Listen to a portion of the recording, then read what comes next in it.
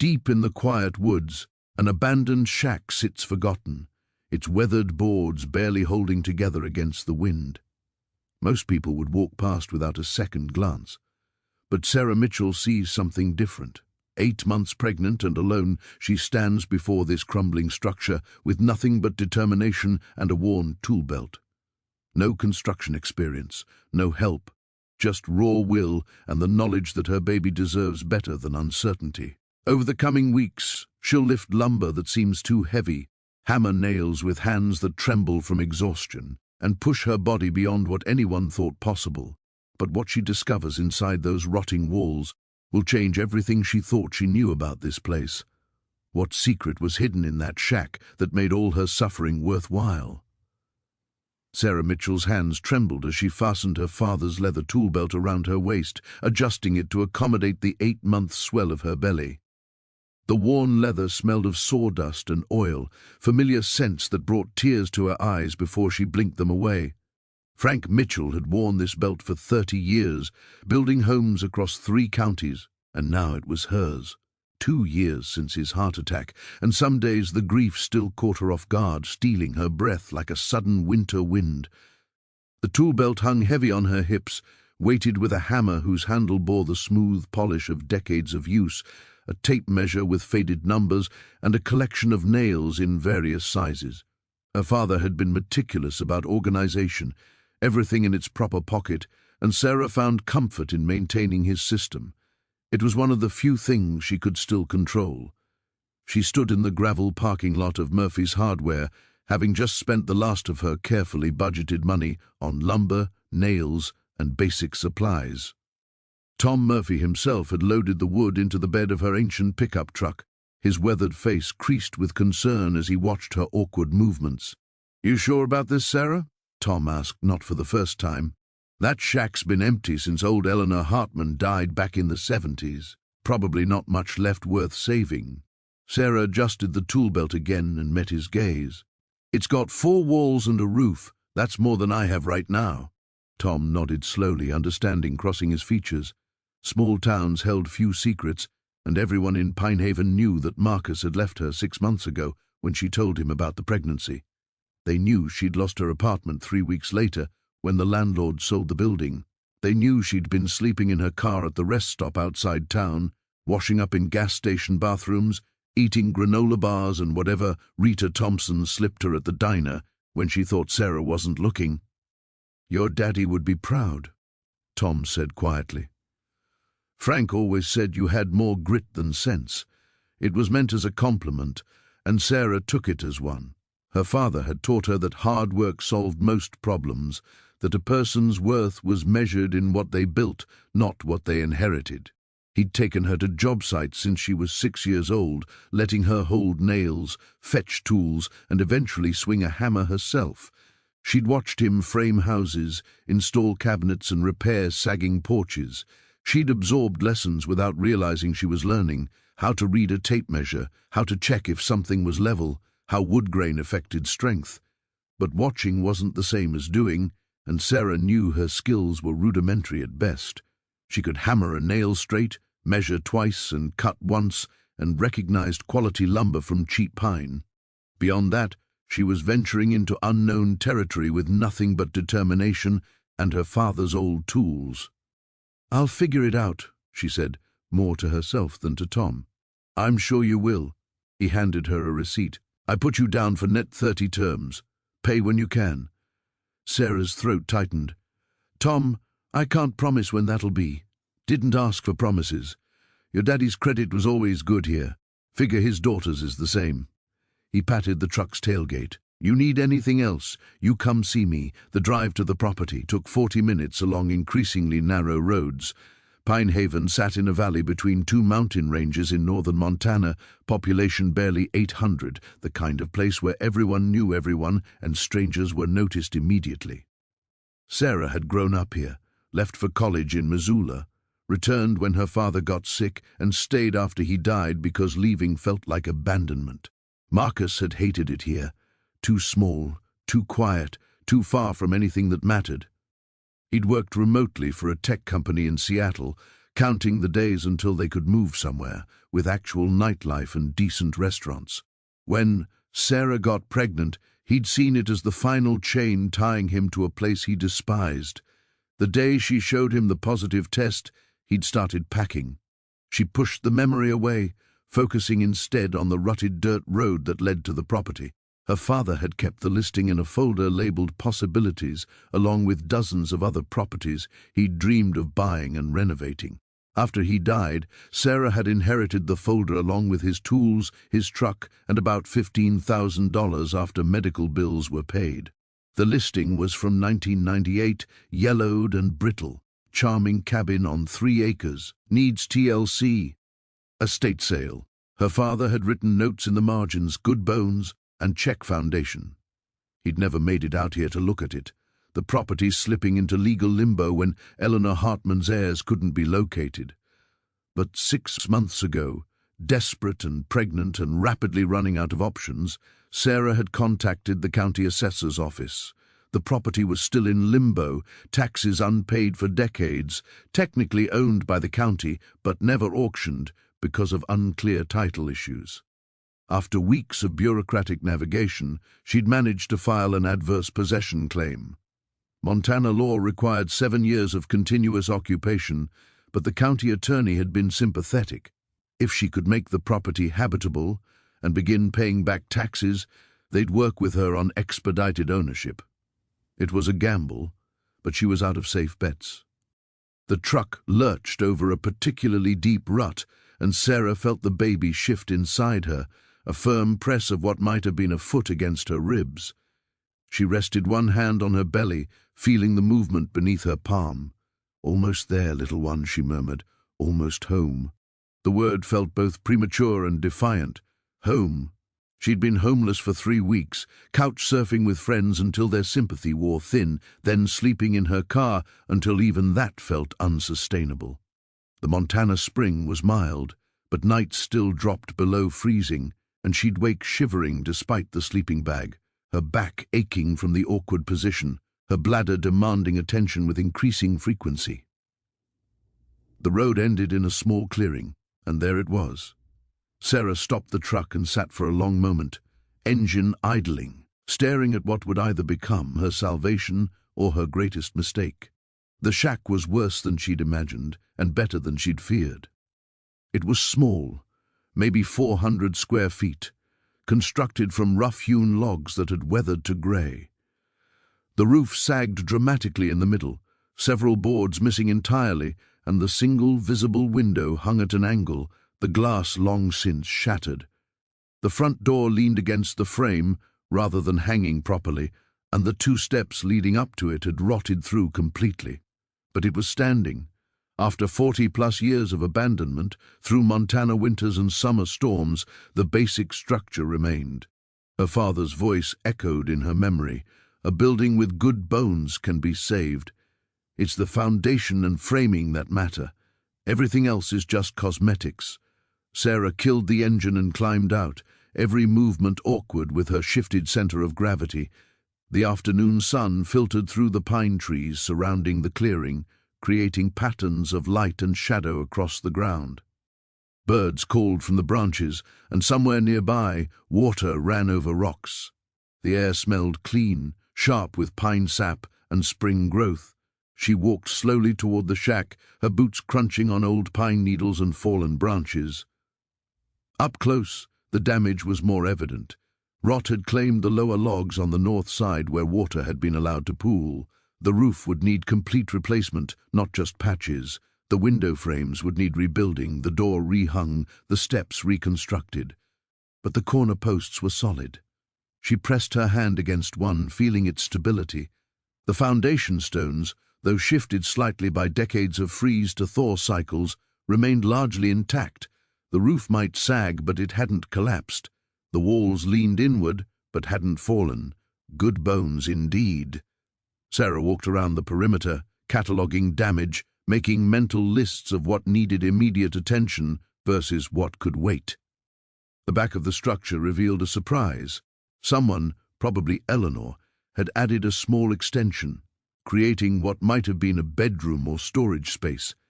This section had fared better, protected from the prevailing winds by the main structure.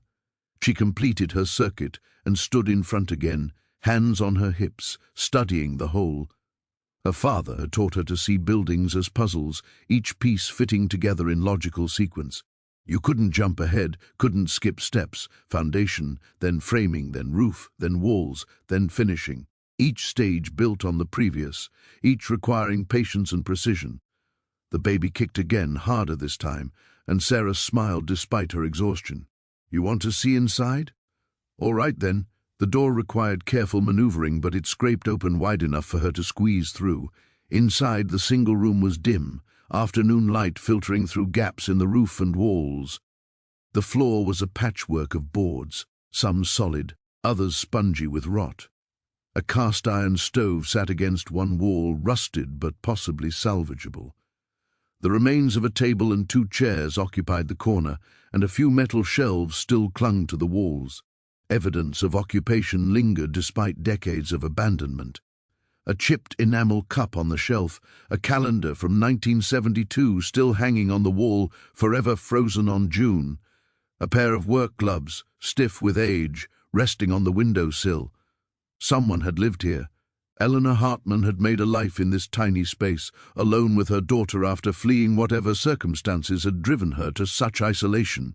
Sarah felt a kinship across the decades, a connection to this woman she'd never met. Rita Thompson had told her what little was known about Eleanor. Came here in the early 50s, pregnant and alone. Husband had been violent, I gather, though she never spoke of it. Built that shack herself mostly, with help from some of the old-timers who took pity on her. Raised her daughter there until the girl was 18, then Eleanor stayed on alone until she died. The daughter had moved away by then, became somebody important down in Seattle or Portland, I forget which. Sarah walked carefully across the floor, testing each board before putting her full weight on it. The extension in back proved to be a small bedroom, its floor more solid than the main room's. A metal bed frame still stood against the wall, and a wooden dresser, though water-damaged, remained upright. This room would be the nursery. The thought came unbidden but felt immediately right. She could see it, cleaned, repaired, painted. A crib in the corner where the bed frame stood, the dresser refinished, holding tiny clothes and diapers, curtains on the window, letting in morning light. She could see it all, and seeing it made it possible. Sarah returned to the main room and stood in the center, looking up through the gaps in the roof at the blue sky beyond. Her father used to say that every building project started with vision, the ability to see what could be rather than what was. Standing in this wreck of a structure, 8 months pregnant and nearly broke, Sarah chose to see possibility. She had 8 weeks until her due date, give or take. 8 weeks to make this place weatherproof, safe, and habitable. It was impossible. It was necessary. It was all she had. Sarah Mitchell, daughter of Frank Mitchell, master carpenter, adjusted her father's tool belt one more time and got to work. The first 3 days were brutal in ways Sarah hadn't anticipated. Her body, already strained by pregnancy, protested every movement. Bending to pick up debris sent sharp pains through her lower back. Reaching overhead to clear cobwebs made her dizzy. By the second afternoon, her ankles had swollen so badly she could barely lace her boots. But she kept working, driven by a desperation that bordered on panic. Every hour spent clearing the shack was an hour closer to having shelter, to having something resembling stability before the baby came. She filled garbage bags with decades of accumulated debris, mouse nests, rotted fabric, broken glass, and the desiccated remains of things she preferred not to examine too closely. The work was monotonous but necessary. Her father had always started jobs with thorough cleaning, saying you couldn't assess real damage until you could see it clearly. So Sarah swept and hauled, her movements growing slower as exhaustion accumulated in her muscles. On the 3rd day, she was clearing the back bedroom when her boot broke through a floorboard with a sharp crack. She stumbled, catching herself against the wall, heart hammering. When she looked down, she saw that the broken board had revealed a gap beneath the floor, wider than it should have been. Sarah knelt carefully, pushing aside splinters, and peered into the darkness below. The space between the floor joists was deeper here, almost a foot where it should have been 6 inches. She retrieved the flashlight from her tool belt and aimed its beam into the gap. Something pale caught the light. Not insulation, not the usual detritus of an old house. Something deliberate. Her fingers closed around leather, soft and cracked with age. She pulled gently, and a book emerged from its hiding place beneath the floor. A journal, bound in brown leather that had once been fine but was now mottled with age spots and water stains. The binding was intact, despite decades in darkness, suggesting quality craftsmanship. Sarah sat back on her heels, cradling the journal in her lap. No name marked the cover, but when she opened it with careful reverence, the first page bore an inscription in faded blue ink. Eleanor Hartman. May 1952. Her breath caught. This was Eleanor's journal, hidden deliberately beneath loose floorboards, preserved in its gap for more than 70 years. Sarah's hands trembled as she turned to the first entry. May 3rd, 1952. I am alone here, finally safe, though I hardly dare believe it. My husband will look for me, I'm certain of it, but Robert doesn't know about this place. No one does except the county clerk who processed the deed, and he's an old man who barely looked at me. I gave a false name. I paid cash. As far as anyone knows, Eleanor Hartman doesn't exist. Sarah read on, transfixed. Eleanor's story spilled across the pages in neat, careful handwriting that occasionally broke into hasty scrawls when emotion overcame precision. May 15th, 1952. The baby moves constantly now. I'm 5 months along, showing enough that people would ask questions if I were still in town. Out here there's no one to ask, no one to judge, no one to report back to Robert. I sleep better than I have in years, even on this hard floor with only my coat as a pillow. The parallels hit Sarah like a physical blow. Eleanor, pregnant and alone, fleeing to this isolated place for safety. The decades between them collapsed, and Sarah felt the presence of the other woman as if she was standing in the room, watching, understanding. She read entry after entry, watching Eleanor's pregnancy progress alongside her construction of a life. Eleanor described learning to use tools, making mistakes, pushing through exhaustion and fear. She wrote about townspeople who helped occasionally and others who judged harshly. She described the kindness of strangers and the cruelty of assumptions. June 2nd, 1952. A woman at the general store asked when my husband would be joining me. I told her he was dead. It's not entirely a lie. The man I married is dead to me now, and good riddance. But I saw the look in her eyes. Widow she could respect, abandoned woman she could pity, woman who left her husband. That's different. That's shameful. Let them think what they want. I'm building something here that's mine. Sarah's eyes burned with unshed tears. She understood that calculation, that careful management of other people's judgments. Since Marcus left, she'd endured pitying looks and whispered speculation. Some people assumed she'd driven him away, others thought she'd trapped him with pregnancy. No one seemed to consider that maybe, just maybe, she was better off alone than with someone who didn't want to stay. She continued reading as afternoon light faded toward evening. Eleanor's entries described building the shack board by board, the same structure Sarah now sat inside. Eleanor had done much of the work herself, learning as she went, making mistakes and correcting them. She'd given birth alone except for a midwife from town, a baby girl she named Margaret. September 20th, 1952. Margaret is 1 week old today. She sleeps in a drawer lined with blankets because I haven't built a proper cradle yet. But she's healthy and she's mine, and we're safe. That's what matters. Robert will never find us here. Even if he does, I've learned to use the rifle. I've learned to be alone without being lonely. I've learned that a woman's strength isn't measured by the man beside her, but by what she can build with her own hands. Sarah pressed the journal to her chest, overcome. This woman, this stranger from 7 decades past, understood. Eleanor had walked the same path, faced the same doubts, carried the same determination. She forced herself to keep reading, though darkness was falling and she'd need to return to her truck soon for the night. The entries detailed Margaret's first years, Eleanor's struggles and small victories, the slow transformation of the shack into a home. Then, 3/4 through the journal, An entry made Sarah's heart skip. March 14th, 1958. Margaret is 5 now, bright and curious and strong. She asks why we live differently than other families, why there's no father here. I'd tell her that families come in many shapes, that love matters more than tradition, but I worry about the future. What if something happens to me? What if she needs help someday and I'm not here to provide it? So I'm taking precautions. I've saved every dollar I could spare for 6 years now. It's not much, but it's something. I'm hiding it where only someone who truly needs this place would think to look. Someday, another woman might find herself where I was, desperate, alone, needing shelter and safety. If that day comes, I want to help. I want to leave something behind that matters more than money. I want to leave hope. Sarah read the passage 3 times, her pulse quickening. Eleanor had hidden something, money saved as a safety net for some future woman in need. The journal made it clear the hiding place required effort to discover, that it would only be found by someone actually working on the structure. Someone like Sarah. She looked around the darkening room with new eyes. Where would Eleanor hide something meant to last decades? Somewhere protected from weather, from animals, from casual discovery. Somewhere that required intention to access.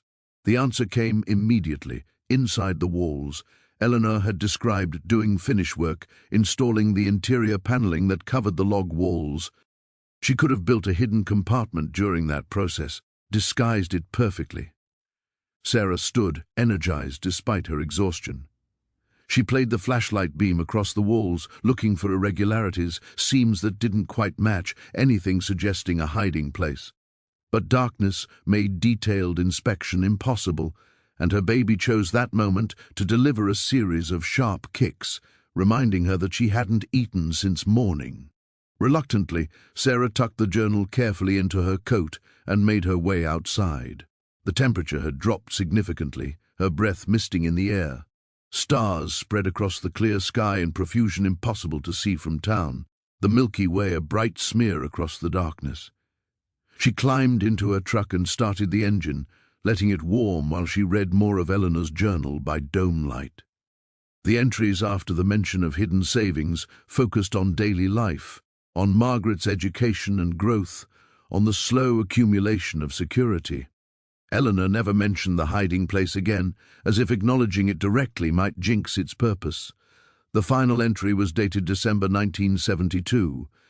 Margaret graduates from college this spring with honors in architecture. My daughter, the architect. She's going to design buildings that will stand for generations. She learned by watching me patch and repair this shack year after year. Sometimes the best lessons are taught by example, not words. I'm proud beyond measure, and I'm tired.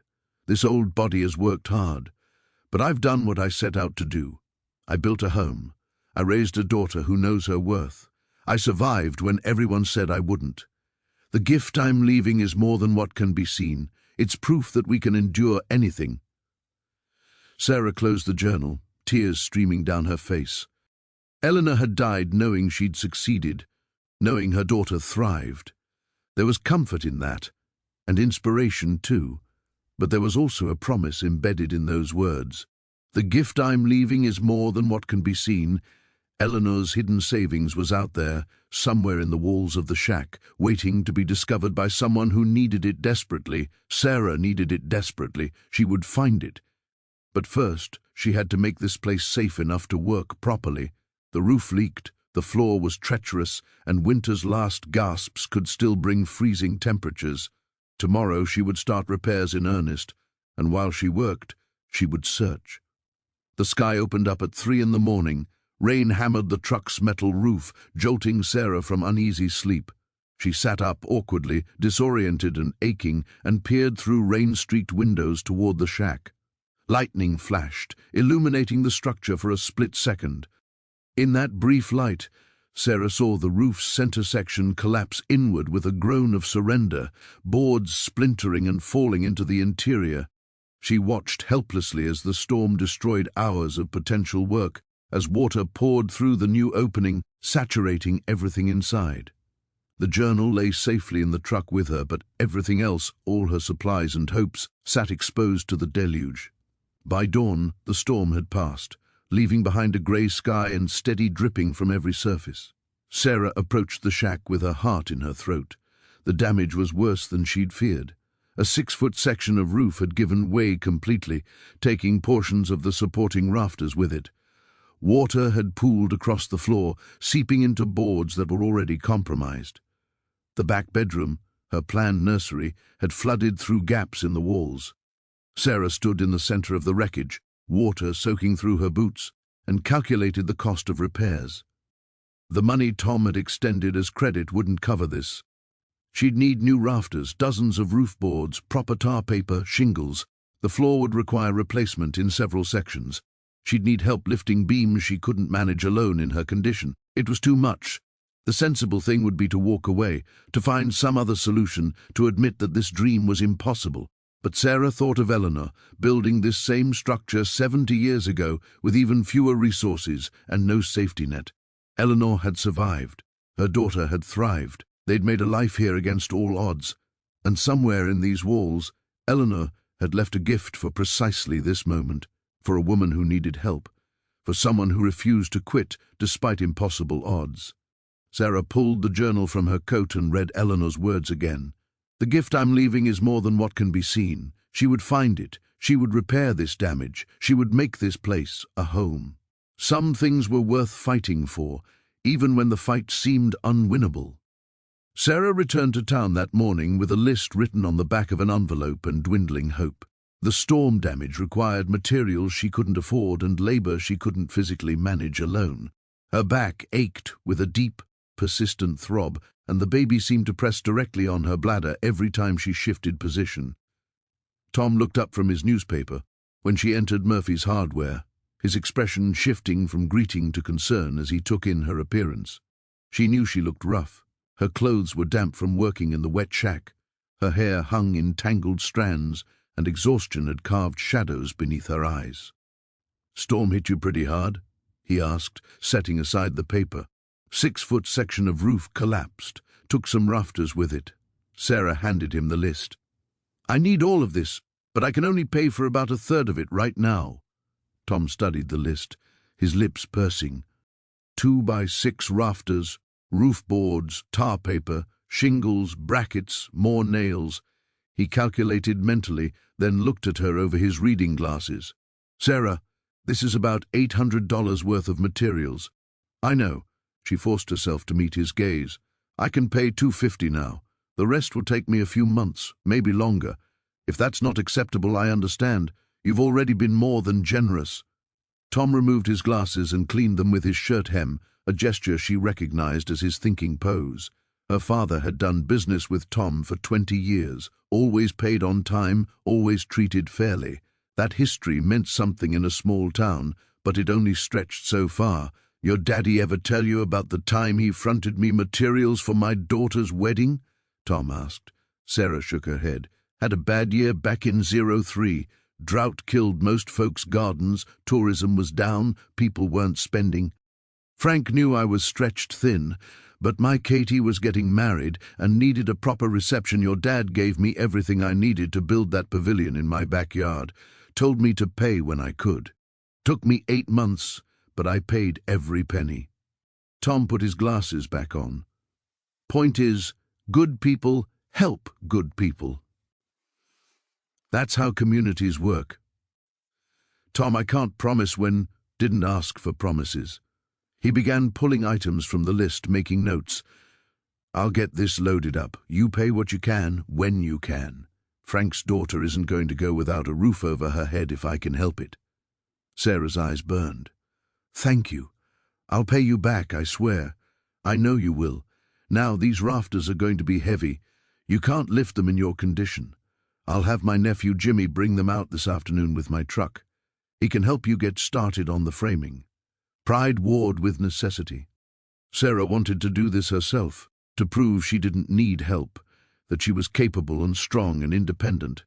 But she thought of Eleanor's journal entry, the one where Eleanor admitted accepting help from townspeople who took pity on her situation. Eleanor had called it practical, not weak.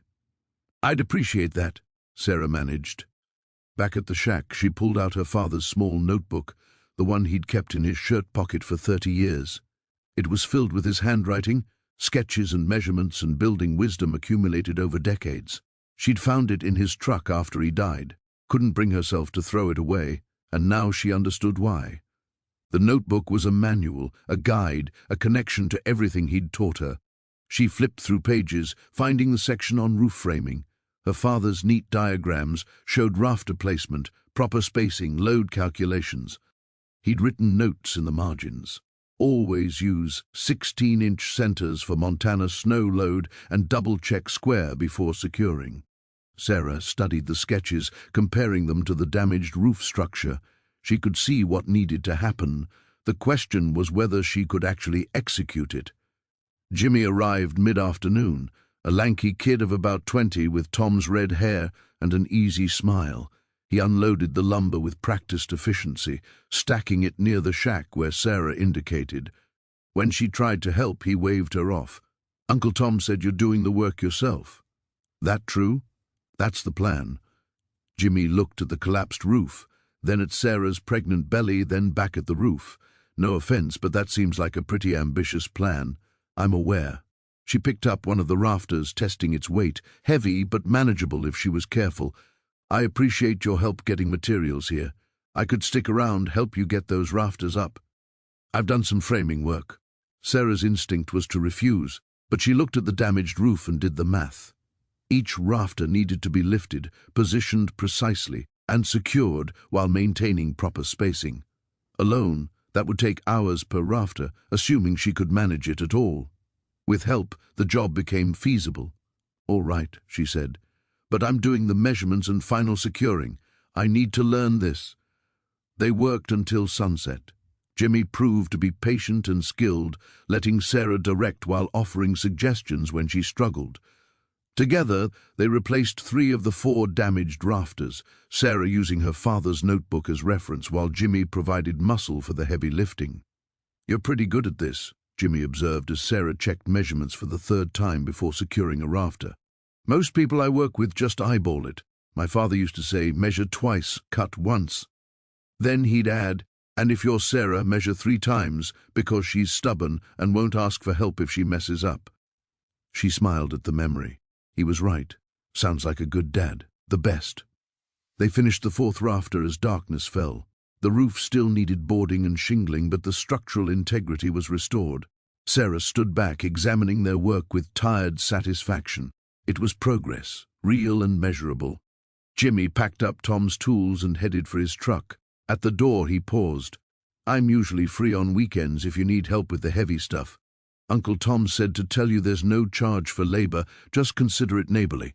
After he left, Sarah sat on the newly replaced steps. She'd spent an hour that morning installing them, and ate a peanut butter sandwich from her cooler. The baby moved actively, pressing against her ribs, and she rested both hands on her belly. "We're getting there, little one," she murmured. "Slowly, but we're getting there." She pulled out Eleanor's journal and read by flashlight, searching for any additional clues about the hidden savings. Eleanor had mentioned doing finish work, installing paneling over the log walls. That meant the hiding place was likely behind paneling in either the main room or the bedroom. An entry from June 1955 caught her attention, finished the wall panels in the bedroom today. Margaret helped, handing me nails and chattering about everything and nothing. She's 3 now, endless energy and questions. The work is satisfying, transforming rough logs into smooth walls. It makes the space feel finished, intentional. Like we're not just surviving anymore, we're living.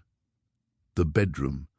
Eleanor had finished the bedroom walls when Margaret was 3 years after the initial construction. If Sarah were hiding something for the long term, she'd choose the bedroom. More private, less likely to be casually disturbed. Tomorrow, she'd examine those walls more carefully. The next morning brought unexpected company.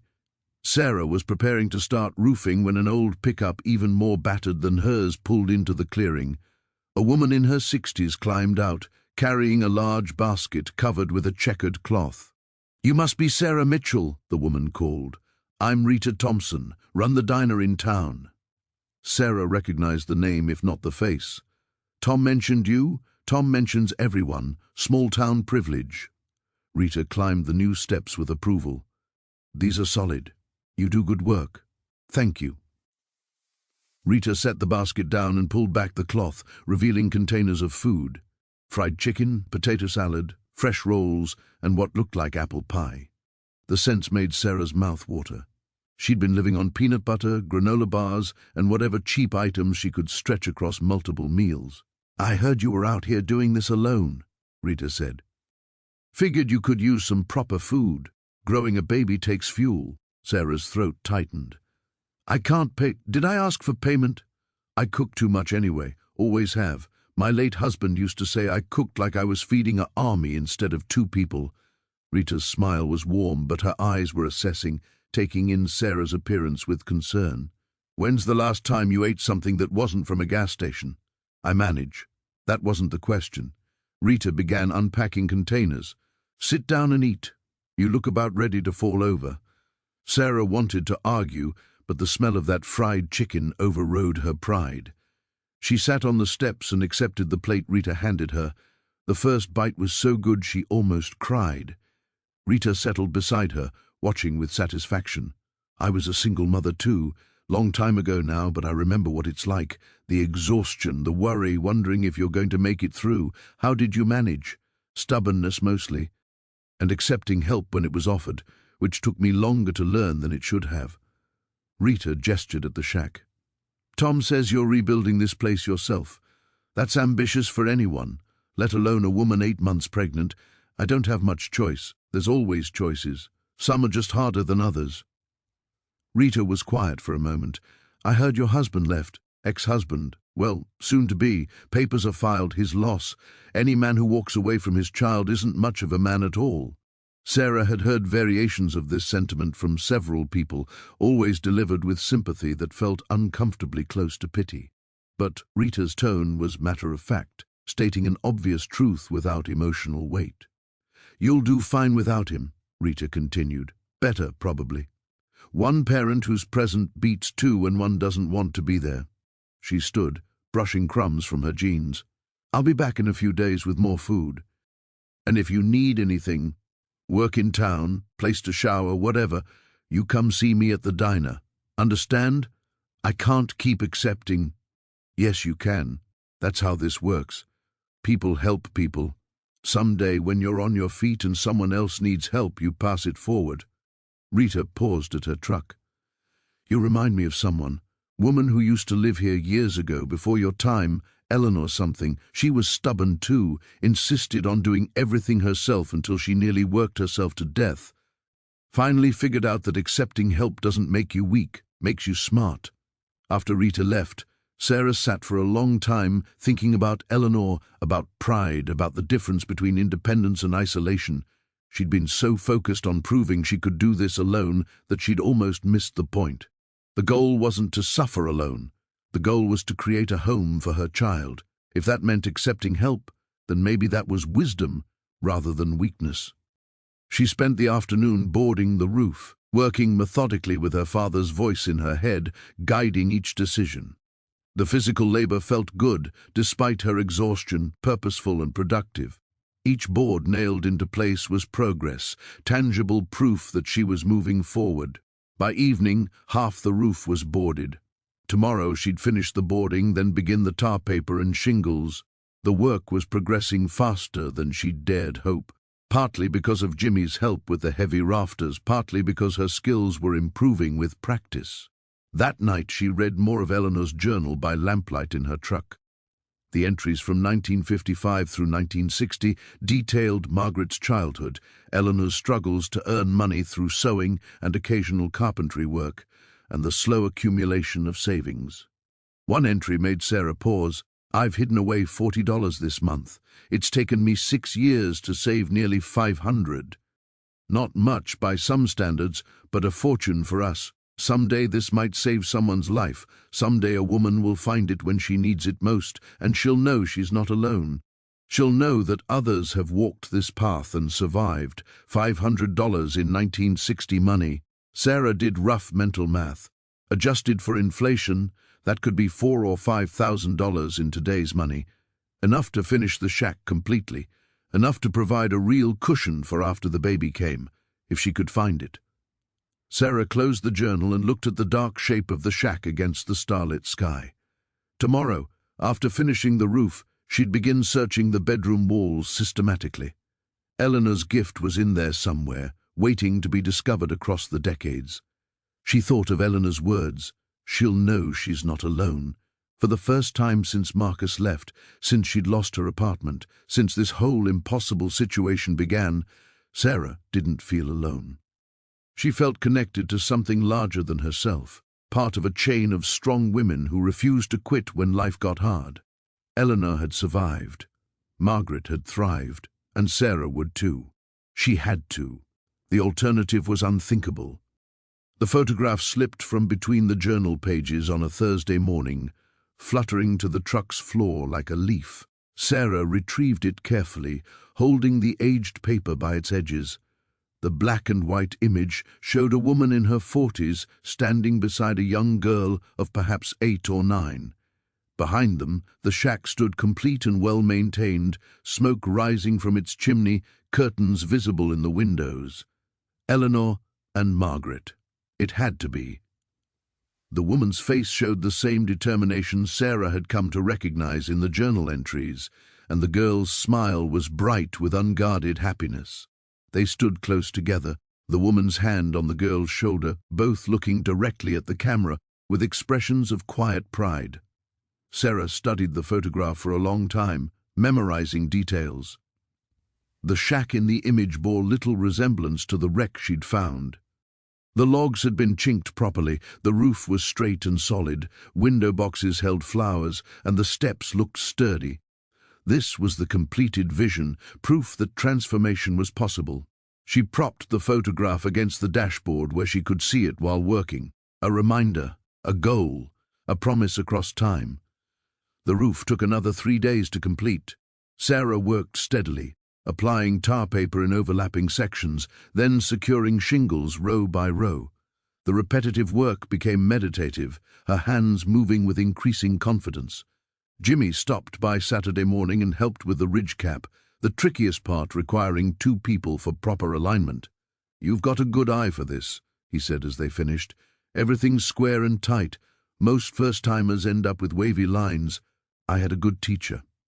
Sarah patted her father's notebook, tucked safely in her tool belt. "And I measure obsessively." With the roof complete and weatherproof, she turned attention to the interior. The floor required extensive work, entire sections rotted beyond repair. She spent 2 days pulling up damaged boards, revealing the floor joists beneath. Some were solid, others showed signs of moisture damage and needed replacement. The work was hard on her body. At 34 weeks pregnant, every movement required careful consideration. Bending was difficult, balance was precarious, and her back ached constantly. She worked in shorter bursts now, resting more frequently, listening to her body's warnings. Rita appeared twice that week with food, always casual about it, always refusing payment. The second time, she brought her daughter along, a woman in her 30s named Jennifer, who was visiting from Billings. "Mom told me what you're doing out here," Jennifer said, walking through the shack with professional interest. "This is impressive work." "I'm a project manager for a construction company, and honestly, most of our newer guys couldn't frame this well." The compliment warmed Sarah more than she wanted to admit. "I'm learning as I go, the best way to learn. My mom told me about Eleanor Hartman. I remember hearing stories when I was a kid. She was sort of a local legend, the woman who built this place herself back when that was really unusual." "Did you ever meet her?" "No, she died before I was born, but my grandmother knew her. Said Eleanor was tough as nails, didn't suffer fools, but would help anyone who genuinely needed it."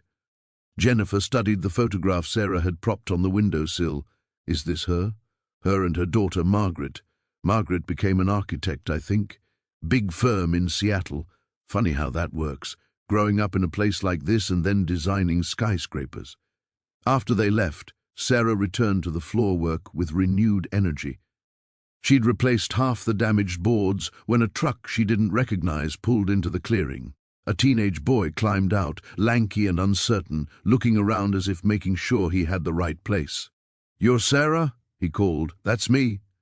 He approached slowly, hands shoved in his pockets. "I'm Danny. Tom Murphy's my uncle. He said you might have some work I could help with, like volunteer work, for community service." Sarah leaned back on her heels, assessing him. 17 or 18, wearing clothes that had seen better days, with the wary posture of someone expecting rejection. What kind of community service? The court-ordered kind. He met her gaze with defiance that didn't quite mask embarrassment. "Got caught tagging buildings downtown. Judge said I needed to do something constructive instead of destructive." "And Tom suggested this?" "He said you were rebuilding this place alone. Said you could probably use help and I could learn something useful." Danny scuffed the ground with his boot. "But if you don't want someone with a record around, can you follow directions?" "Yeah." "Can you show up when you say you will?" "Yeah." "Then grab those boards over there and bring them inside. We've got floor joists to replace." Danny's surprise was almost comical. "Just like that?" "Just like that. Everyone deserves a chance to do better. Whether you take that chance or waste it is up to you." He proved to be a quick learner and a hard worker. Sarah showed him how to measure joist spacing, how to check for level, how to secure boards properly. He made mistakes, but he learned from them without needing to be told twice. They worked side by side for 4 hours, and by the end, a significant section of floor was solid and safe. "Same time tomorrow?" Danny asked as he prepared to leave. "If you're willing." "I'm willing." He paused at his truck. "Why'd you give me a chance? You don't know me. I know what it's like when people judge you without knowing your story. Figured you deserved better than assumptions." Something shifted in his expression, the defensive walls lowering slightly. "Thanks."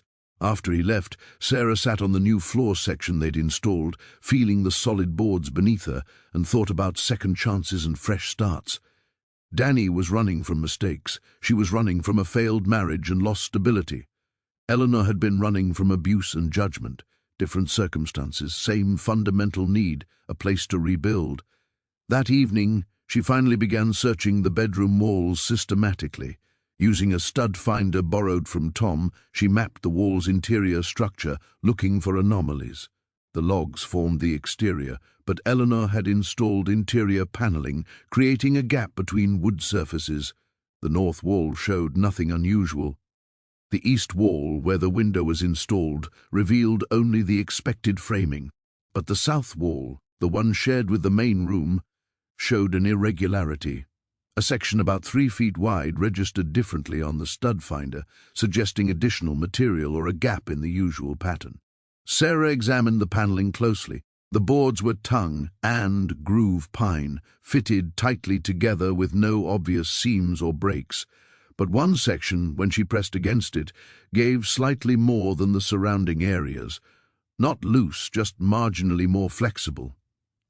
She retrieved a thin pry bar from her tool belt and carefully worked it into the seam between 2 boards.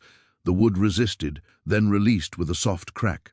The board came away cleanly, revealing it had been installed without nails, designed to be removable. Behind it, built into the wall cavity, was a wooden box. Sarah's hands trembled as she reached into the space. The box was about 18 inches square, constructed from the same pine as the paneling, fitted perfectly into the gap between logs and interior wall. She lifted it carefully, surprised by its weight. She carried it to the main room where light was better and set it on the newly repaired floor. The box had no lock, just a simple latch, but it was sealed with what looked like wax around the edges to prevent moisture intrusion. Eleanor had built this to last. Sarah broke the seal and opened the lid. Inside, wrapped in oilcloth, were bundles of bills, old bills, denominations she rarely saw anymore. 1s, 5s, 10s, 20s, all neatly bundled with paper bands. Beneath the money lay documents in a waterproof envelope, property deeds, tax records, and a letter. Sarah's vision blurred with tears as she carefully unfolded the letter, written in Eleanor's familiar handwriting. "To whoever finds this and needs it most," the letter began. "If you're reading this, You've restored at least part of this shack, which means you're the kind of person who doesn't give up easily. Good. You'll need that quality. I built this place with my own hands in 1952, pregnant and alone, fleeing a marriage that would have killed me eventually. My daughter Margaret grew up here, and she thrived despite people saying a child needed a father, needed stability, needed all the things we didn't have. They were wrong. What a child needs is a parent who won't quit, who shows up every day, who demonstrates through action that strength comes from within. I've saved every spare dollar for 20 years. Some years that meant $5, others meant $50. It adds up. There's nearly $600 here, which I know doesn't sound like much, but adjusted for inflation over the years, it should be worth something. More importantly, there are legal documents proving ownership of this property and the surrounding 15 acres.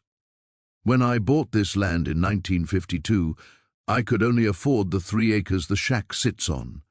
But over 20 years, I purchased adjoining parcels whenever they became available. The county records are messy. Most people don't know this property is more than it appears, but the deeds are legal and clear. This land is worth something, maybe quite a lot given how development is pushing into rural areas. The money is for finishing whatever repairs you've started. The land is for security. Sell parcels if you need to, or keep it all. That choice is yours. What matters is that you have options. My daughter Margaret became an architect. She designed buildings in Seattle and Portland, successful beyond anything I dared dream. She wanted to renovate this place, turn it into something modern and fine. I told her no. I told her to leave it as is, let it fall if it must, but preserve the possibility that someday another woman would need exactly what I needed: shelter, safety, and proof that survival is possible. Margaret thought I was being sentimental. Maybe I was, but I remembered how alone I felt, how impossible everything seemed, and how desperately I needed to know I wasn't the first woman to face such odds. If my story can provide that comfort to someone, then this old shack serves a purpose beyond shelter. You are stronger than you know. Your child will see that strength and learn from it, just as Margaret learned from me. Years from now, when your son or daughter faces their own impossible situation, they'll remember watching you refuse to quit. That's the real inheritance, more valuable than money or land. Don't let pride keep you isolated. Accept help when it's offered. Community isn't weakness. It's how we survive the hard times. You're going to be fine, more than fine. You're going to build something that lasts. With faith in your strength, Eleanor Hartman, December 1970-2. Sarah read the letter 3 times, tears streaming freely.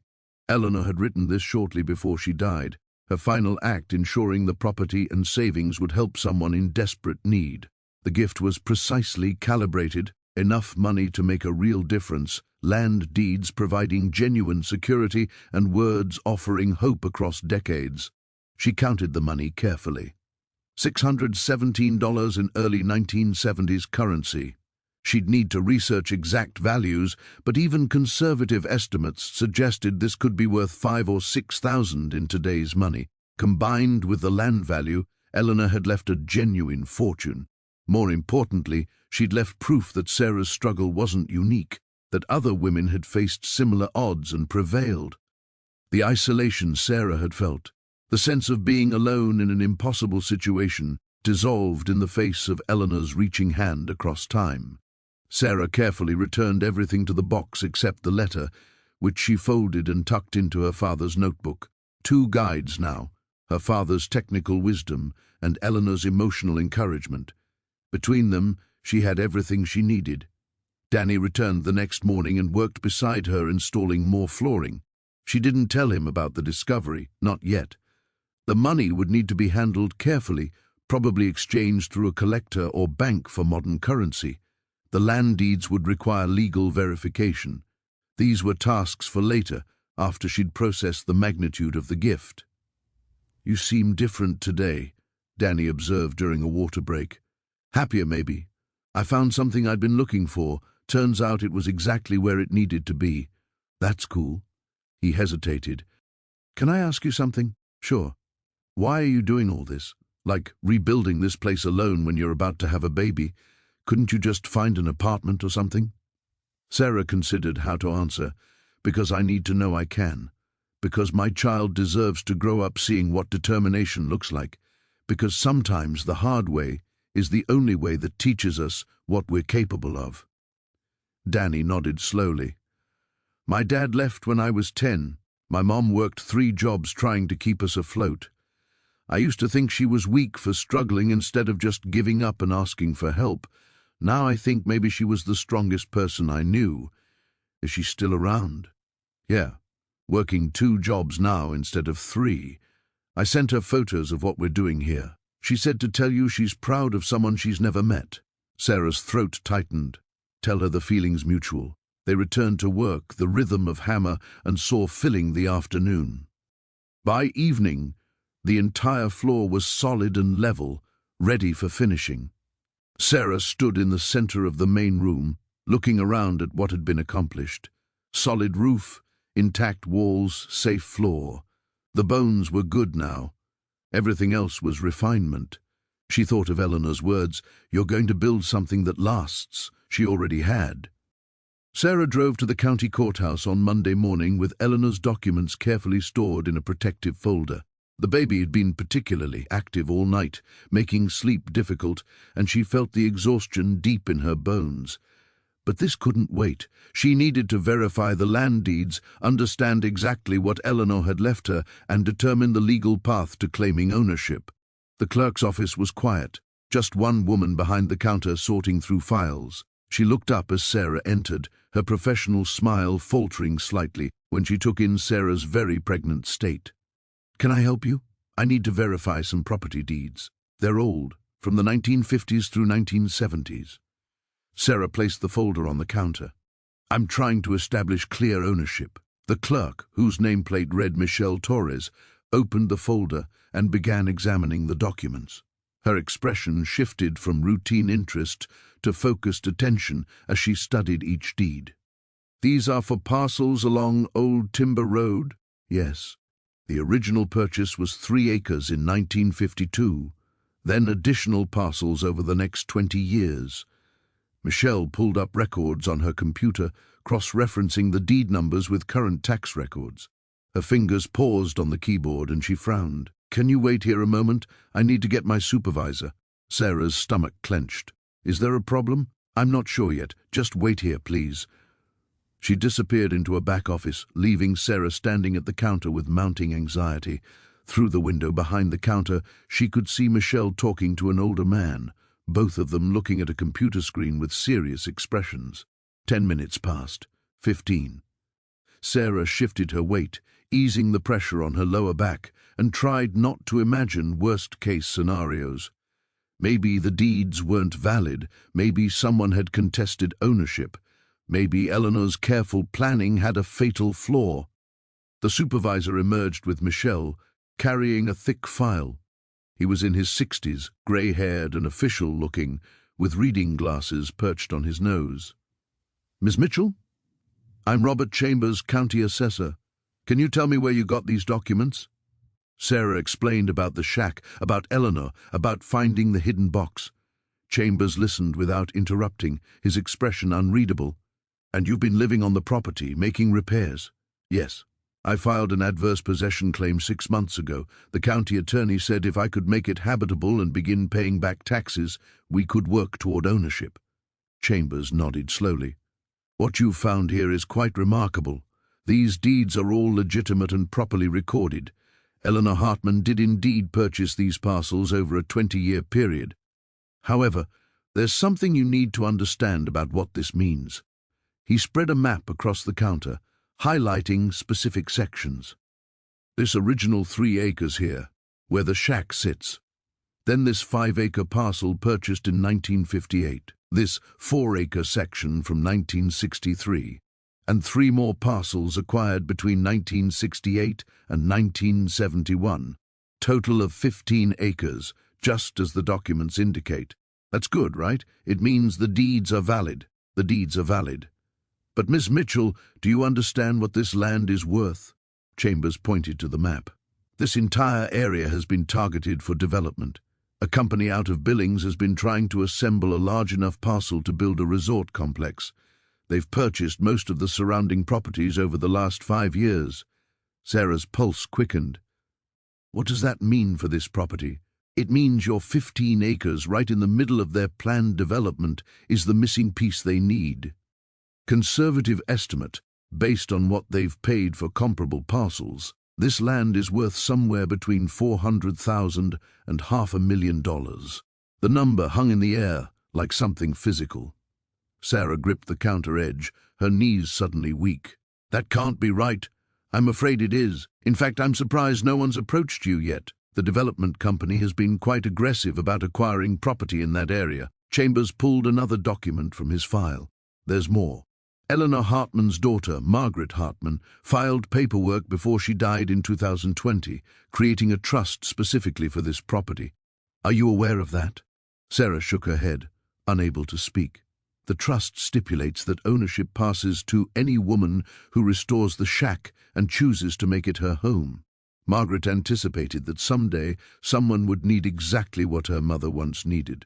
She structured everything legally to ensure there would be no contest. If you meet the criteria, which you clearly do, the property transfers to you free and clear, except for back taxes. How much in back taxes? Chambers consulted his screen. About $12,000 accumulated over the years. Normally that would be a significant obstacle, but given the property's value, any bank would gladly loan against the land to cover the taxes. Sarah's mind reeled. $400,000, maybe $500,000. The shack she'd been desperately trying to make habitable sat on land worth more than she'd earn in 10 years of work. There's something else, Chambers said gently. A man came in here 3 weeks ago asking about this property. He had a different story about how he came to be interested in it, but now I'm wondering if he knew about your situation. What man? He said his name was Marcus Bennett, claimed he had a family connection to the property and wanted to explore purchasing it. The floor seemed to tilt. Marcus is my ex-husband. Chambers and Michelle exchanged glances. I thought the name sounded familiar from your adverse possession filing. He didn't mention that connection. He asked very specific questions about ownership status, whether anyone had filed claims, what the time frame would be for someone to establish rights. Sarah's hands clenched into fists. Marcus had known. Somehow he'd found out about the property's value and had been making moves to claim it for himself. The timing of his recent appearance at the hospital, his sudden interest in being involved, all of it made sickening sense now. Can he contest my claim? Not successfully. Your adverse possession filing preceded his inquiries by several months. You've been actively improving the property, living there, meeting all the requirements. Margaret's trust documentation is airtight. The property is yours, Miss Mitchell, if you want it. Chambers paused. But I should tell you the development company will make you an offer, a very substantial offer. You could sell and be set for life. Sarah looked down at Eleanor's deeds spread across the counter.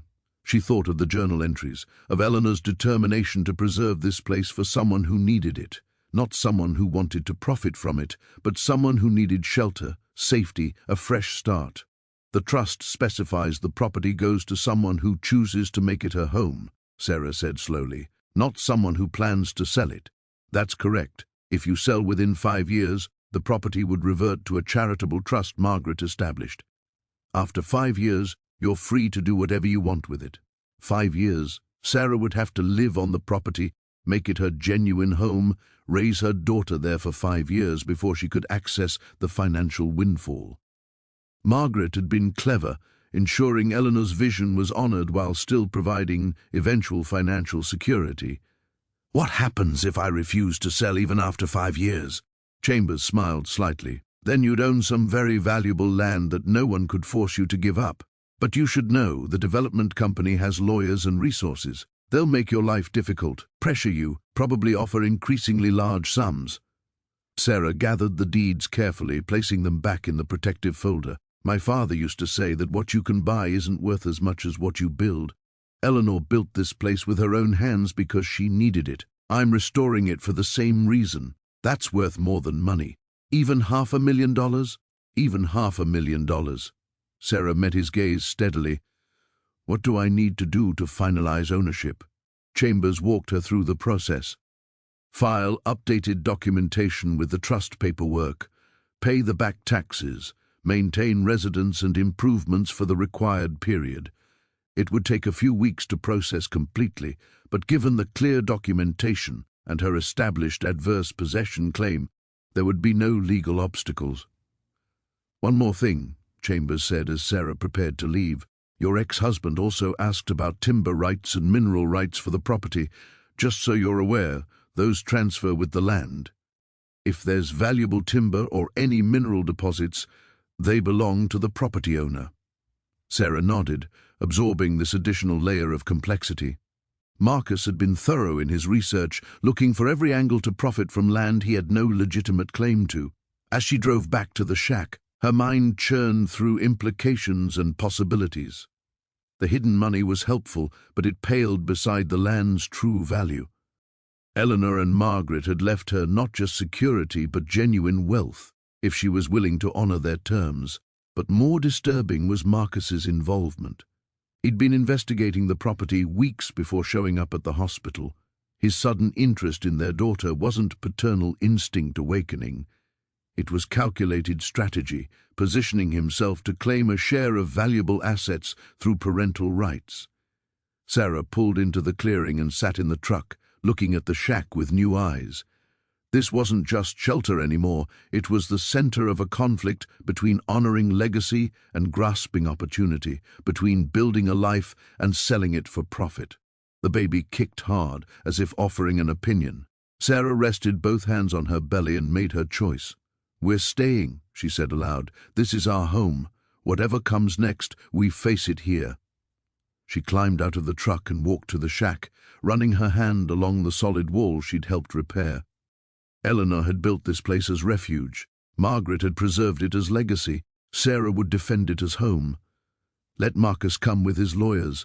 Let the development company make their offers. Let anyone who wanted this land try to take it. Sarah had learned construction from her father, determination from Eleanor, and the value of fighting for what mattered from her own hard experience. She was done running, done compromising, done letting other people's wants override her needs. This land was hers, this home was hers, this future was hers, and she would build it exactly as she chose. The business card arrived 3 days later, slipped under her truck's windshield wiper while she was inside the shack working. Sarah found it when she came out for lunch, the expensive cardstock crisp and white against her dusty windshield. James Hartman, Principal Architect. Hartman Architecture and Design, Seattle, Washington. Below the contact information, a handwritten note. I believe we need to talk about my grandmother's property. Please call at your earliest convenience. Sarah stared at the card for a long moment. James Hartman, Margaret's son, Eleanor's grandson. She'd half expected contact from the development company or Marcus's lawyer, but not this. Not family reaching across the generations to connect with Eleanor's final gift. She called from her truck, and he answered on the second ring. Ms. Mitchell, thank you for calling. His voice was warm, professional, tinged with what sounded like genuine emotion. I've been trying to track down what happened to my grandmother's property for the last 5 years, since my mother passed. The county finally informed me that someone had filed an adverse possession claim and was actively restoring the shack. I found your grandmother's journal, and the box she left hidden in the wall. A long pause. You found it. After all these years, someone actually found it. His voice thickened. My mother hoped someone would someday. She talked about it constantly near the end, worried that the property would just sit empty forever or get bulldozed for development. The county assessor told me about your mother's trust, about the conditions for ownership. Then you know my mother was very specific about her intentions. She wanted to honor what her own mother built, ensure it served the same purpose for someone else. James cleared his throat. Ms. Mitchell, I'd like to meet you. See the shack, see what you've accomplished. Would that be acceptable? They arranged for him to visit the following week. Sarah spent the intervening days in a flurry of activity, pushing herself harder than was probably wise. She wanted the shack to be presentable, wanted James to see that his grandmother's legacy was in good hands.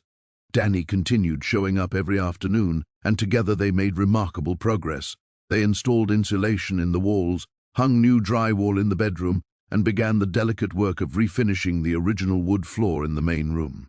Sarah taught Danny the same way her father had taught her. Through demonstration, patience, and letting mistakes become learning opportunities. "My community service hours are done," Danny mentioned on Friday as they worked. "Judge signed off yesterday." Sarah's hands stilled on the sander. "So you don't have to come back?" "No, I don't have to." He kept working, not meeting her eyes. "But I want to, if that's okay. I like this, building stuff. Seeing something come together from nothing. It's more than okay. I appreciate the help." My mom asked if I'd thought about what I want to do after graduation. I told her maybe something with construction or architecture. He glanced at her. She cried. Happy crying, I think. Said it was the first time in 2 years I'd talked about a future that didn't involve leaving town or giving up. Sarah understood that transformation intimately. A month ago, she'd been sleeping in her car with no prospects beyond desperate survival. Now she was building not just a home, but a life. And somehow in the process, she'd become an example for someone else struggling to find direction. "You're good at this work," she said. "You pay attention, you don't make the same mistake twice, and you're not afraid to ask questions. Those are the qualities that matter." Rita visited Saturday morning with news. "There's a man in town asking about you. Stayed at the motel last night, been going around talking to people about the property out here." "What kind of man?" "Expensive suit, city manners, company credit card, development type, I'd guess. Tom said he stopped by the hardware store asking questions about what materials you'd purchased, how extensive the repairs were." Rita's expression was troubled. "He's trying to assess whether you're serious about staying or just fixing the place up to flip it. Let him wonder." But Sarah's stomach tightened. The pressure was beginning already, exactly as the county assessor had predicted. That afternoon, a sleek SUV pulled into the clearing. A man in his 50s emerged, indeed wearing an expensive suit, poorly suited to the rural environment. He picked his way carefully across the uneven ground, eyeing the shack with barely concealed disdain. "Miss Mitchell? I'm Robert Fordham, representing Mountain Vista Development Corporation. Do you have a few minutes to talk?" Sarah set down her paintbrush. She'd been working on the window trim, one of the final exterior details. "I'm listening." Fordham launched into what was clearly a rehearsed pitch. His company was developing a premier resort destination in the area, bringing jobs and economic growth to Pinehaven. They'd successfully acquired most of the necessary land, but this particular parcel was essential for their plans. He understood she'd put work into the property, and his company was prepared to compensate her generously. "How generously?" Sarah asked, though she already knew the answer didn't matter. $450,000, cash, closing within 30 days. He smiled, clearly expecting this to be an easy sell. "I understand you're in a difficult situation, about to have a child, limited resources. This money could change your life, set you up anywhere you wanted to go. This property is my home." "Miss Mitchell, let's be realistic. This is a shack in the middle of nowhere. Yes, you've done some repairs, but it's still a shack. My company is offering you life-changing money for land you've occupied for, what, a month? Take the deal, find a nice house in town, or move somewhere with better opportunities." Sarah felt anger building, but kept her voice level. "The trust my predecessor established requires me to live here for 5 years before I can sell. Even if I wanted to take your offer, I legally can't." Fordham's smile thinned. "We're aware of the trust conditions. We have lawyers who believe those restrictions can be challenged. They're unreasonable constraints on property rights. Then challenge them. But I'm not selling. You should think carefully about this. My company has significant resources. We can make things difficult if you choose to be obstinate. Property taxes, code enforcement, easement disputes. There are many ways to pressure a reluctant seller. Is that a threat? It's a reality check. You're a single mother about to have a baby, trying to live in a remote shack with no real income. How long do you think you can hold out against a well-funded corporation with lawyers on retainer? He pulled a folder from his briefcase and set it on the porch railing. My offer, in writing. It's good for 2 weeks. After that, things get more complicated. He left without waiting for a response, his SUV kicking up dust as it retreated down the rough road. Sarah opened the folder. The offer was as stated, along with glossy renderings of the proposed resort, luxury cabins, a spa, restaurants, all nestled in the forest where her shack currently stood. At the bottom, a note in different handwriting. Be smart about this. You can't win against us. She threw the folder in her scrap pile and returned to painting trim.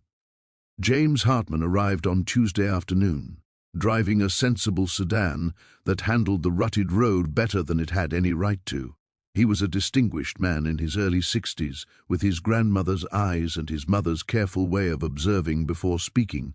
Sarah met him in the clearing, suddenly nervous about his judgment. This was Eleanor's grandson, Margaret's son. The shack represented his family history, and she was an interloper no matter how legitimate her claim. But when James saw the shack, his expression melted into something close to wonder. My God, he said softly. It looks just like the photographs, like grandmother's original vision. He walked around the structure slowly, running his hands along the walls, examining the roof, testing the solidity of the steps. Sarah followed silently, letting him process. May I see inside? The interior was still unfinished, but dramatically improved from the wreck she'd first entered. The floor was solid and level, the walls insulated and covered with fresh drywall in the bedroom, the original wood refinished in the main room. The cast-iron stove had been cleaned and restored, the window frames rebuilt, everything functional if not yet polished. James stood in the center of the main room, turning slowly. His eyes glistened with unshed tears. My mother grew up here. She used to tell me stories about winters when snow would blow through cracks in the walls, about helping grandmother chink the logs, about learning to cook on that stove. He touched the stove's surface gently. She said this place taught her that good design isn't about luxury, it's about purpose. Everything here has a reason, nothing is wasted. That philosophy made her one of the best architects in the Northwest. I found your grandmother's journal. It's been my guide almost as much as my father's carpentry notes. May I see it? Sarah retrieved the journal from her truck and handed it to him. James opened it with reverent care, reading passages at random. She watched emotions play across his face, recognition, grief, pride, love. She was remarkable, he said finally. Grandmother Eleanor. I never met her, she died before I was born, but my mother made sure I knew her story. Made sure I understood what strength really means. He looked at Sarah directly. You remind me of her. My mother would have liked you. Your mother set up the trust to protect this place. I intend to honor that. I know. The county assessor called me, told me about your conversation. He also mentioned Mountain Vista Development has been sniffing around. James's expression hardened. They approached my mother 5 years ago before she died, offered her $300,000 for the land. She told them, in colorful terms I won't repeat, exactly what they could do with their offer. Despite the tension, Sarah smiled. They'll come after you hard, James continued. They've invested millions in surrounding properties. Your 15 acres is the linchpin of their entire development plan. Without it, everything they've built toward falls apart. They'll use every legal and psychological tool they have to pressure you into selling. I'm not selling. I believe you, but you need to understand what you're up against. These aren't people who accept no for an answer. He paused, considering. I run an architecture firm in Seattle. We do primarily commercial work, but I've got connections, lawyers who specialize in property rights, people who can help you navigate what's coming. Consider this my family's way of supporting grandmother's vision. If you're going to defend this place, you shouldn't have to do it alone. Sarah's throat tightened. Why would you help me? You don't know me. Because my grandmother built this place as a refuge for women who needed it. My mother preserved it for the same purpose. And now you're living their vision, proving they were right to believe someone would need exactly this. James smiled. Also, professionally speaking, your restoration work is excellent. The structural repairs are sound, the craftsmanship is careful, and you have honored the original design while making necessary improvements. You have a good eye. I had good teachers. My father was a carpenter, and your grandmother's journal taught me more than technique. They talked for another hour. James shared stories about his mother, about growing up hearing Eleanor's legend, about the guilt Margaret carried for not preserving the shack herself until it was too late. He explained the trust in detail, answered Sarah's questions about legal protections, and promised to send contact information for lawyers who could help. As he prepared to leave, James paused at his car. "There's something else you should know. My mother included a provision in the trust. If you successfully maintain residence for the full 5 years and choose to stay beyond that, there's a fund that becomes available. Money my mother set aside specifically for improvements, expansions, whatever you might need. She wanted to ensure that if someone committed to this place, they'd have resources to make it truly sustainable." "How much?" $50,000. "It's been accumulating interest for 5 years, so probably closer to 60 now." He smiled at her stunned expression. "My mother believed in planning for contingencies. She learned that from her own mother." After James left, Sarah sat on the porch steps watching the sun set through the trees. The shack stood solid behind her, its walls straight, its roof secure, its foundation unshakable. In 6 weeks, she'd transformed a wreck into shelter. In 5 years, if she held firm, she'd transform shelter into legacy. The development company thought they could break her with pressure and threats. Marcus thought he could manipulate his way into a financial windfall. Neither understood that she wasn't fighting for money or property, she was fighting for home, for her daughter's future, for the continuation of something Eleanor started 70 years ago.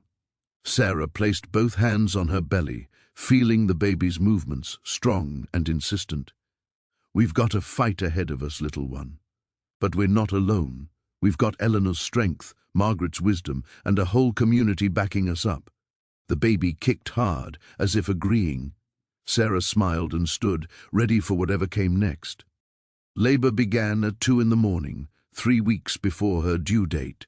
Sarah woke to a contraction that stole her breath, followed by the unmistakable sensation of her water breaking. She lay in the truck's reclined seat for a moment, breathing through the pain, assessing. The shack was nearly finished, nearly but not quite. She'd been sleeping in the truck still, wanting to complete a few more interior details before moving in permanently. Now that decision seemed foolish. She should have moved in days ago, claimed her space completely. Another contraction hit, harder than the first. Sarah checked her phone. The hospital was 40 minutes away in good conditions.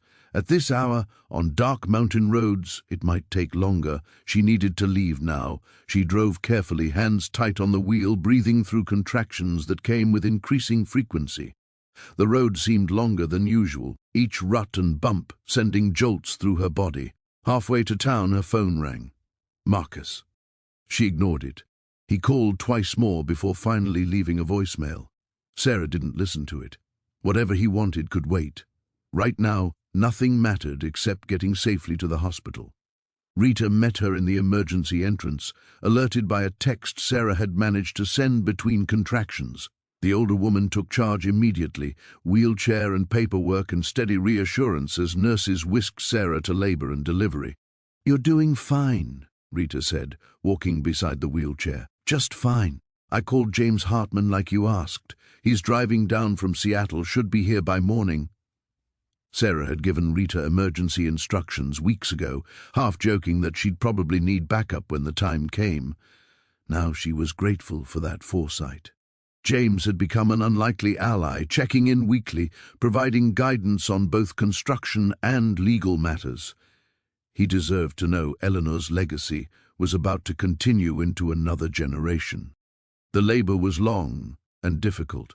18 hours of increasing pain, exhaustion layering upon exhaustion, doubt creeping in during the darkest hours. Sarah had rebuilt a shack through sheer determination, but bringing a human being into the world required something beyond will. It required surrender, trust in a process she couldn't control. Rita stayed the entire time, a steady presence when Sarah needed an anchor. The older woman had done this, had survived single motherhood and all its challenges, and her quiet confidence helped when Sarah's own wavered. "I can't do this," Sarah gasped during a particularly brutal contraction. "I can't." "You are doing it," Rita said firmly. "You've already come this far. Just keep going." At hour 16, complications emerged. The baby's heart rate dropped, then recovered, then dropped again. The doctor's expression shifted from routine to concerned. They discussed options: wait a bit longer, or proceed to emergency intervention if the pattern continued. Sarah thought of Eleanor, giving birth alone except for a midwife. No hospital, no modern medicine, just determination and luck. She thought of her father, working through pain and difficulty because the job required it. She thought of the shack, nearly collapsed, brought back through patient, persistent effort. "I can do this," she said aloud. "We can do this." As if responding to her resolve, the next contraction brought a shift in pressure, a sense of change. The doctor checked and nodded. "You're ready. Time to push." The final stage was intense, primal, unlike anything Sarah had experienced. Pain that blocked out everything else, effort that demanded every ounce of strength, and then suddenly, miraculously, release. The baby's first cry cut through the room, strong and indignant. "It's a girl," the doctor announced, placing the small, perfect body on Sarah's chest. A healthy baby girl. Sarah looked down at her daughter through tears. Tiny features, dark hair, eyes squinted against the sudden brightness. Real, here, hers. "Eleanor May," Sarah whispered, the name she'd chosen weeks ago. "Welcome home, Eleanor May." The baby quieted at the sound of her voice, as if recognizing something familiar. Sarah held her daughter close, feeling the rapid heartbeat against her own chest, overwhelmed by love so fierce it was almost frightening. Rita leaned in, wiping her own eyes. "She's beautiful, absolutely beautiful." The hours after birth passed in a blur of checking vitals, attempting to nurse, learning to change diapers and swaddle. Sarah was exhausted but couldn't sleep, too entranced by the tiny person in the bassinet beside her bed. Every sound Eleanor May made demanded attention. Every movement was worthy of study. James arrived mid-morning, carrying flowers and a gift bag. He stopped in the doorway, taking in the scene, and his composure cracked. "She looks just like my mother's baby pictures," he said, voice thick. The same serious expression, like she's already planning something. He'd brought a photo album, images of Margaret as an infant in Eleanor's arms, taken in the shack.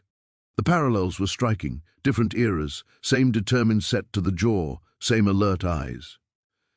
"Your grandmother would be proud," Sarah said. "She would be, and so would my mother." James set the album on the bedside table. "I brought something else. Legally, you probably shouldn't accept it yet, but given the circumstances, I wanted you to have it now." He pulled an envelope from his coat. Inside were keys and a letter. "These are keys to the shack. My mother had them made years ago when she was thinking about renovating. Never used them, but they're cut to the locks you installed." James smiled. "The letter is from her, written before she died. She left instructions for it to be given to whoever eventually claimed the property, on the day their first child was born. She was specific about the timing." Sarah opened the letter with trembling hands. "Dear brave woman," Margaret's words began, "if you're reading this, you've done what my mother did 70 years ago, built a home against impossible odds. You've also just brought new life into the world, which makes you even stronger than you probably realize right now. I grew up in that shack. My mother raised me there alone, and I never felt deprived or disadvantaged. What I felt was loved, secure, and taught by example that a woman's worth isn't measured by what others think she should be, but by what she builds with her own hands. You're at the beginning of a remarkable journey. Raising a child alone is hard. Defending your home against people who want to take it will be hard. Combining both will be harder still, but you're equal to it. I know because you've already proven your strength by restoring that shack. The same determination that drove you to rebuild a wreck will carry you through the challenges ahead. My mother left you money and land. I left you legal protection and additional resources. But the real gift isn't material. It's the knowledge that you're part of a legacy of strong women who refuse to quit. When things get difficult, remember, You're not the first to face this, and the women who came before you succeeded. Raise your child in that shack. Teach them what my mother taught me, that home isn't about luxury or size, it's about safety, love, and the pride of building something that matters. Let them see you defend what's yours. Let them learn that fighting for what you believe in is never wasted effort. The development company will increase pressure now that you have a child. They'll argue you can't possibly provide adequate care in such rustic conditions, that you're being selfish keeping your child in the wilderness instead of taking their money and moving somewhere better. Don't listen. Better is relative. Your child will grow up knowing their mother built their home board by board, fought for their future acre by acre, and never compromised her principles for convenience. That's a better inheritance than money. With admiration and hope, Margaret Hartman Sarah read the letter twice, then held it against her chest. Margaret had understood exactly what was coming, had anticipated every pressure point, and had left this message to arrive at precisely the moment Sarah would need it most. "Thank you," she said to James, "for everything, for helping, for understanding, for honoring your family's vision. It's not just my family's vision anymore, it's yours too. You're part of this legacy now." He glanced at the sleeping baby. "And so is she." Danny visited that afternoon, awkward and uncertain in the hospital environment, but determined to see Sarah and the baby. He brought a gift wrapped in newspaper comics, a small wooden box he'd made himself, crude but heartfelt. "For the baby," he explained, "to keep important stuff in. I made it in shop class." Sarah opened it to find he'd carved Eleanor May into the lid, the letters uneven but readable. "It's perfect." "Thank you. I wanted to tell you something." Danny shifted his weight, uncomfortable with sincerity. "My girlfriend told me last week she's pregnant. I freaked out, almost ran. Then I thought about you, about everything you've done, and I realized running doesn't solve anything, so I'm staying. We're figuring it out together. That takes courage. You taught me that courage isn't not being scared. It's being scared and doing the right thing anyway." He touched the box gently. "I'm going to be like you. Build something good, even when it's hard." After he left, Sarah held Eleanor May and looked out the window at the Montana sky. Somewhere out there, the shack stood waiting, her home built by determination, defended by principle, ready to shelter another generation. Marcus appeared that evening, slipping into the room while Rita had stepped out. Sarah's first instinct was anger, but exhaustion muted it to wary alertness. "I heard you had the baby," he said, standing awkwardly at the foot of the bed. "What do you want, Marcus?" "To see her, to see our daughter. Now you care? After 6 months of nothing?" He flinched. "I know I screwed up. I know I have no right to ask for anything. But I want to try. To be a father, if you'll let me. The county assessor told me you were investigating the property weeks before you showed up at the hospital. You weren't interested in being a father. You were interested in the land value." Marcus's face reddened. "Okay, yes. I heard about the development, about what the property might be worth. But seeing you at the hospital, seeing what you'd accomplished, it changed something, made me realize what I'd thrown away. You threw away a relationship with your daughter for money that isn't yours and never will be. The trust is ironclad. You have no claim to the property. I know, my lawyer told me the same thing." He looked at the sleeping baby. "Can I at least see her, hold her?" Sarah's instinct was to refuse to protect her daughter from a man who'd already proven his unreliability. But she thought of Margaret's letter about teaching Eleanor May through example. Holding grudges was easy. Allowing second chances while maintaining boundaries was harder but more important. You can see her through the nursery glass. If you want more than that, you'll need to prove you're serious. Parenting classes, steady employment, regular visits, not promises, actions. I can do that, we'll see. Actions speak louder than words, Marcus. Show me you've changed, don't tell me. He nodded and left quietly. Sarah didn't know if he'd follow through, but she'd given him the chance. What he did with it was his choice. 2 days later, Sarah was discharged. James drove her and Eleanor May to the shack, Rita following in Sarah's truck with supplies and food. The drive felt momentous, bringing her daughter home for the first time. The shack stood in afternoon sunlight, solid and complete. While Sarah had been in the hospital, Jimmy and Danny had finished the remaining interior work. Fresh paint, completed trim, everything ready. James carried the infant car seat inside while Sarah walked through slowly. The main room gleamed with polish and care.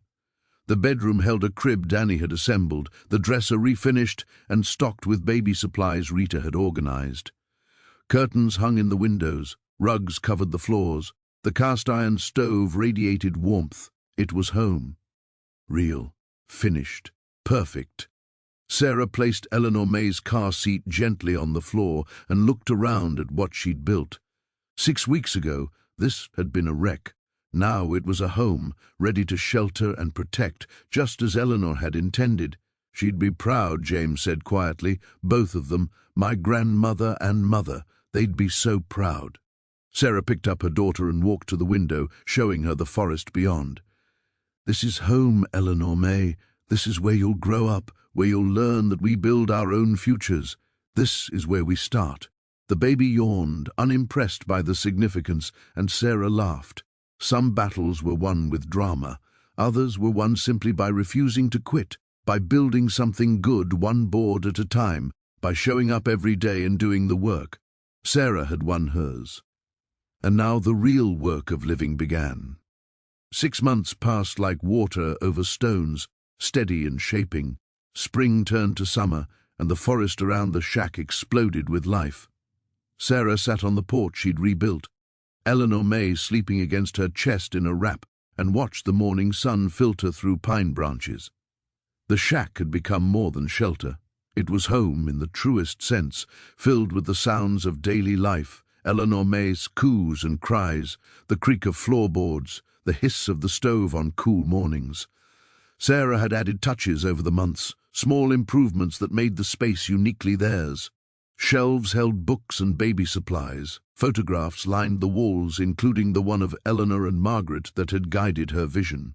She'd started a new journal, following Eleanor's example. Each week, she recorded Eleanor May's milestones, her own observations, and reflections on the journey. Someday, decades from now, another woman might find these pages and draw strength from them, just as Sarah had from Eleanor's words. The development company had increased pressure, as Margaret's letter predicted. Lawyers sent threatening documents about code violations and property access disputes. Representatives appeared periodically with increasingly aggressive offers, the latest reaching $600,000. Sarah refused them all, politely but firmly. James's legal team handled the harassment with professional efficiency. Marcus visited every other weekend now, awkward but consistent. He'd completed parenting classes and maintained steady employment at a manufacturing plant in Billings.